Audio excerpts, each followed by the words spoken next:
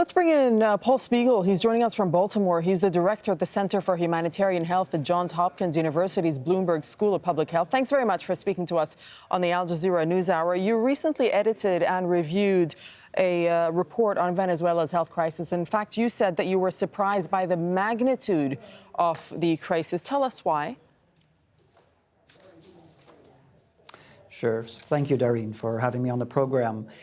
It's, as your report just mentioned, it's astonishing the slide of the health system in Venezuela from a strong functioning health system to a health system that's in catastrophe.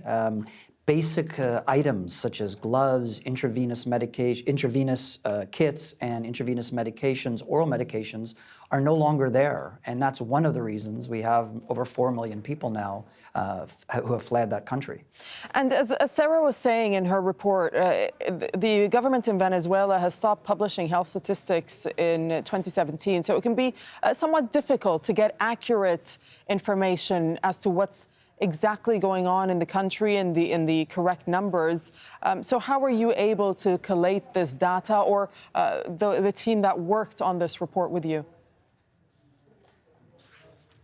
Yeah, we were able to, firstly, data is very difficult, and we believe much of the data we reported on in April is an underestimation. But we were able to work with Pan American Health, or look at the reports from Pan American Health Organization, Centers for Disease Control. We also had private conversations with physicians in Venezuela. And furthermore, we were able to get some data from the Venezuelans that were crossing the border into Colombia and Brazil, which were the two countries that we visited.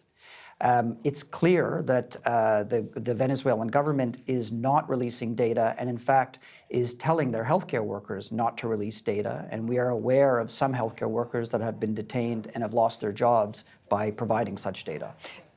Just about 24 hours ago, we were hearing, in fact, we filed a report that Venezuela has now reopened a border with Colombia after being closed for 4 months. Do you think that offers some sort of a reprieve for those who need medical and humanitarian aid? This must be a good move.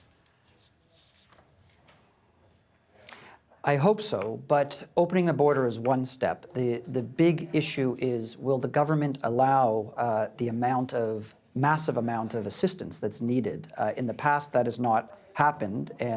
We have seen an increase by the UN agencies and the International Federation of the Red Cross and Red Crescent, but it's insufficient. And I would like to also state clearly that humanitarian assistance should not be political in nature, and that it really should be helping everyone. It should be neutral, independent, and impartial. Is it possible to sort of put a figure on the amount of humanitarian aid that is needed now for Venezuela, specifically actually medical aid?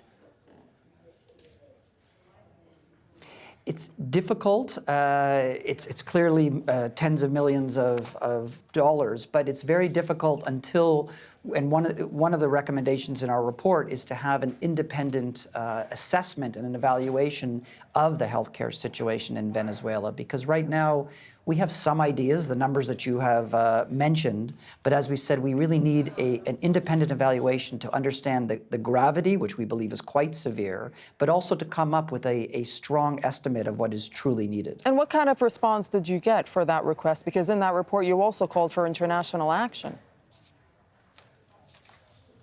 Yeah. We think actually there has been some movement, particularly by the United Nations. They have been speaking about the crisis in Venezuela much more loudly, and it's been surprising that the gravity of the Venezuelan crisis, when you compare to Syria and Yemen, is equally as big, but it hasn't been receiving enough attention. The UN has declared it to be a major emergency.